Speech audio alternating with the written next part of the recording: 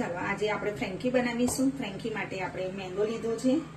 મેંદામાં આપણે ટેસ્ટ પ્રમાણે મીઠું એડ કરીશું।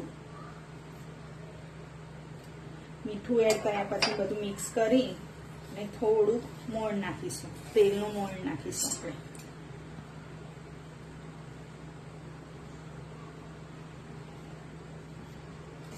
અને રોટલી જેવો ઢીલો લોટ બાંધવાનો છે, બહુ કડક પણ નથી બાંધવાનો અને બહુ ઢીલો નહીં, રોટલી બનાવીએ ને એવો લોટ બાંધવાનો છે। આપણે થોડું થોડું પાણી લેતા જઈશું અને આપણે લોટ બાંધી દઈશું। હવે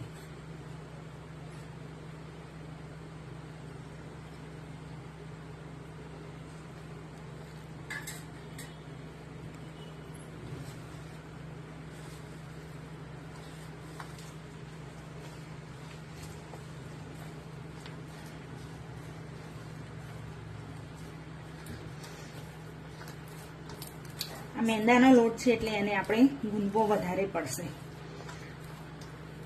એને વધારે ગૂંદીશું આપણે। આવી રીતે પાણી લેતા જઈશું અને ગૂંદતા રહીશું। તેલ નાખી અને લોટને બરાબર મસ્ત કેળવી લઈશું આપણે।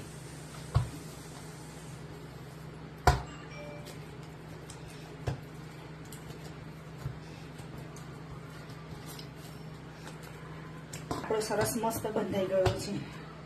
હવે આને ઢાંકીને મૂકી રાખીશું, ત્યાં સુધીમાં બીજી અડધો કલાક ઢાંકીને મૂકી રાખવું પડશે। બીજી તૈયારી કરી દઈશું આપણે। ચાલો આપણે ફ્રેન્કી બનાવવા માટેની તૈયારી કરી દઈશું। તેલ લઈશું, એમાં ગેસ ગરમ કરી મૂકી દીધું, ગેસ ચાલુ કરી દીધો છે, તેલ નાખ્યું છે।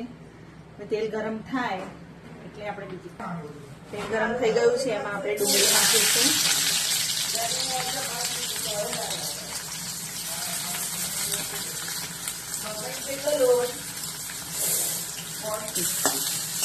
ડુંગળી થોડી લાલ થાય પછી આપણે બીજું નાખીશું। એમાં ડુંગળીનો કલર બદલાવા માંડ્યો છે।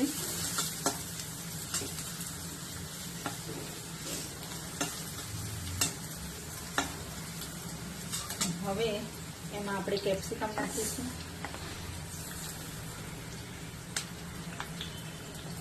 થોડા ગાજર નાખી દઈશું। હવે આને આપણે ખવા દઈશું, ચડે ત્યાં સુધી ખવા દેવાનું। એમાં થોડુંક આપણે મીઠું એડ કરી દઈશું, એટલે મીઠાના પાણીના ભાગથી આપણે શાકભાજી જલ્દી ચડી જાય।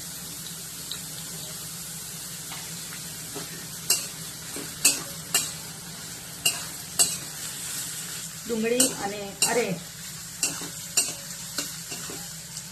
ગાજર, કેપ્સિકમ અને ડુંગળી સંતળાઈ ગયા છે। હવે આપણે એમાં કોબીજ નાખીશું, કોબીજ છીનેલી છે, ક્રશ કરેલી એકદમ, તે નાખીશું। ટામેટા એને છેલ્લા નાખીશું, હમણાં નહીં નાખીએ।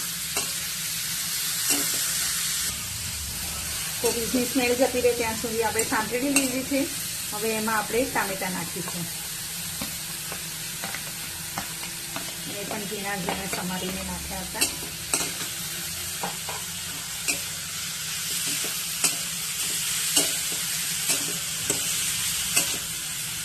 ચલો હવે શાકભાજી થઈ ગયું છે। હવે 1 ચમચી આપણે ચીલી સોસ નાખીશું, તમને જેવું તીખું જોઈએ એ પ્રમાણે નાખીશું। હવે સોયા સોસ નાખીશું,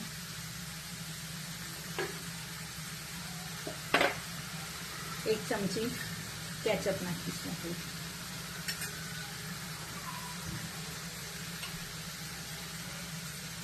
એક ચમચી ચીલી ફ્લેક્સ નાખીશું, થોડોક ચાટ મસાલો નાખીશું,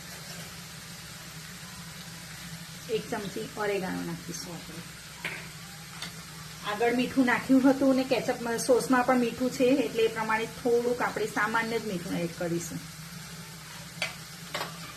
હવે એને બરાબર આપણે મિક્સ કરી લઈશું।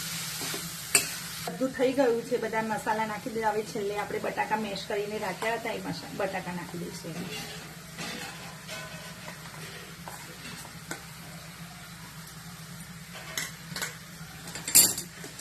બરાબર મિક્સ કરી દઈશું બધું। ફ્રેન્કીમાં મૂકવા માટેના રોલ માટેની તૈયારી થઈ ગઈ છે. હવે એને ઠંડુ થવા મૂકીશું. ત્યાં સુધીમાં બીજી પ્રોસેસ કરીશું આપણે. ચલો, આપણે લોટ બાંધીને મૂકી રાખ્યો હતો ઢાંકીને. સરસ થઈ ગયો છે લોટ. ચલો, મસ્ત થઈ ગયો. હવે એની આપણે રોટલી બનાવી દઈશું.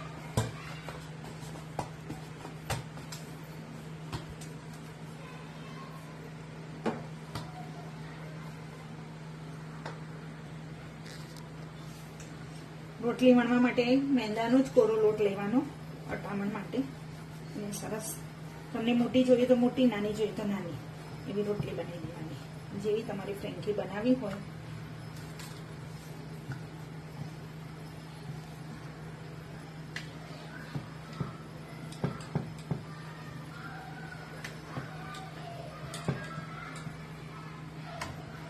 એકદમ પતલી પતલી વણવાની છે. આવી પતલી હાથ દેખાય છે, હાથની આંગળીઓ દેખાય એવી પતલી રોટલી વણી કરવાની છે. આ તલ છે. હા,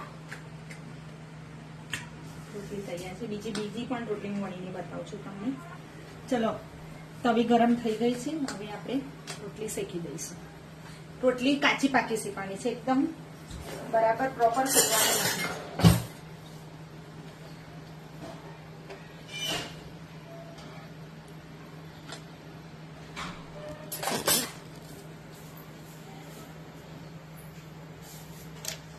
કાચી પાકી રોટલી આપણી શેકાઈને રેડી છે, થઈ ગઈ.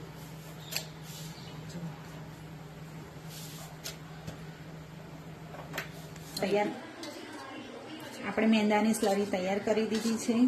બટાકાનો માવો કર્યો તો એના રોલ્સ બનાવી દીધા છે. હવે સ્લરીમાં ડીપ કરી અને એને ફ્રાય કરીશું.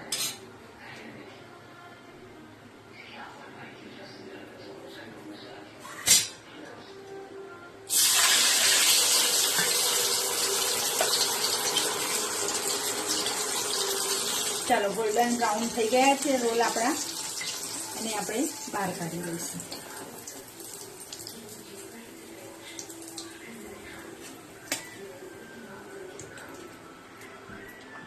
રોટલી બનાવેલી હતી એની ઉપર આપણે હવે પહેલા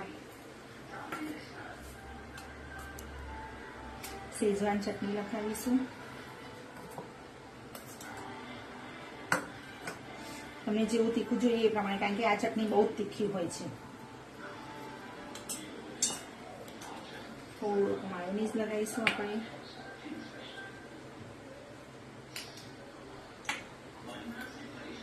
એક ચમચી જેટલું કેચઅપ લગાવીશું.